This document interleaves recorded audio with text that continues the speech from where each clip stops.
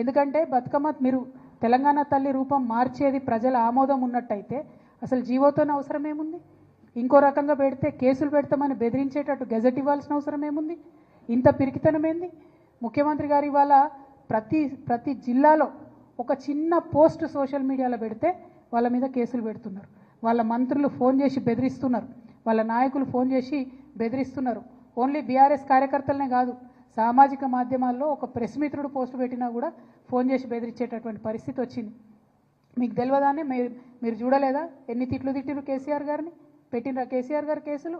ఒకసారి ఆలోచన చేసుకోవాలి. ఇవాళ యూట్యూబ్లు నడుపుతున్న మిత్రులు కావచ్చు, ఇవాళ మీడియాలో యాక్టివ్గా ఉన్న మిత్రులు కావచ్చు, సోషల్ మీడియా మిత్రులు కావచ్చు, మరి ఇంత పిరికితనం ఈ గౌరవ ముఖ్యమంత్రి గారికి ఎందుకుంటుంది అన్నది ఒక్కసారి మనందరం కూడా ఆలోచించుకోవాలి. కానీ పిరికి ముఖ్యమంత్రి గారికి మేము చెప్తా ఉన్నాం, మీరు ఎన్ని జీవోలు ఇచ్చినా ఎన్ని కేసులు పెట్టినా ఊరూరా ఊరేగించి మరీ మా ఉద్యమ తల్లిని నిలుపుకుంటాం. డెఫినెట్గా వందల వేల సంఖ్యలో తెలంగాణ తల్లి విగ్రహాలను ఆవిష్కరణ చేస్తాం.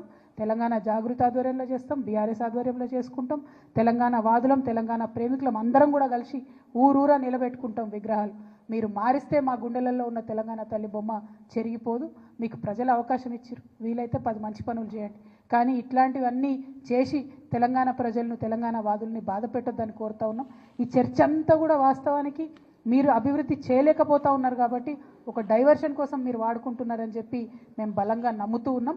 మేము మిమ్మల్ని మళ్ళీ ఒకసారి కోరుతున్నాం, మాకు ఇష్టం వచ్చిన తల్లిని మా ఇష్టం వచ్చిన దగ్గర పెట్టుకునేటటువంటి స్వేచ్ఛ, స్వాతంత్రం తెలంగాణ రాష్ట్రంలో తెలంగాణ ప్రజలకు ఉండాలి.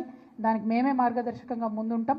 మీరు ఎన్ని కేసులు పెట్టుకున్నా భయపడేది లేదని తెలియజేస్తూ, బతుకమ్మ మీద మరొక్కసారి మాట్లాడే ముందు మంత్రులైనా కాంగ్రెస్ నాయకులైనా ఆలోచించి ఆడబిడ్డలు మీరు మాట్లాడే ప్రతి మాటను కూడా గమనిస్తున్నారన్న విషయాన్ని ఆలోచించి ఒళ్ళు దగ్గర పెట్టుకొని మాట్లాడాలని చెప్పి హెచ్చరిక చేస్తూ ఉన్నాం.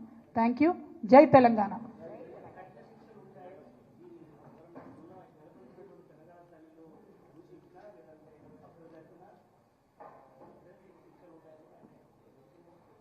వేదిక మీద నుంచి చెప్పిన నేను అదే, అంత భయం ఎందుకు? ప్రజల ఆమోదం ఉన్నటువంటి తల్లి అయితే ఎందుకు మారుస్తారండి? ప్రజలు మార్చాలనుకోరు కదా. ప్రజల ఆమోదం లేదు, మీరు బతుకమ్మ తీసి అక్కడ చేయి గుర్తు పెట్టిండ్రు కాబట్టి ఇవాళ ప్రజలకు నచ్చతలేదు కాబట్టి ప్రజలు మాట్లాడుతున్నారు. ఇవాళ ప్రతి ఒక్కరు బాధపడుతున్నారు.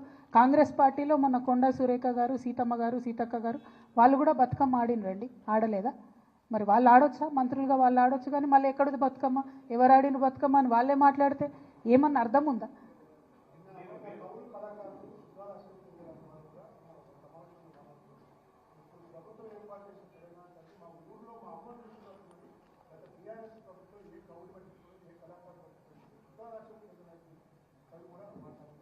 ఇప్పుడు నేను ఒకటే చెప్తా ఉన్నా అండి, భిన్నాభిప్రాయాలు ఉండొచ్చు.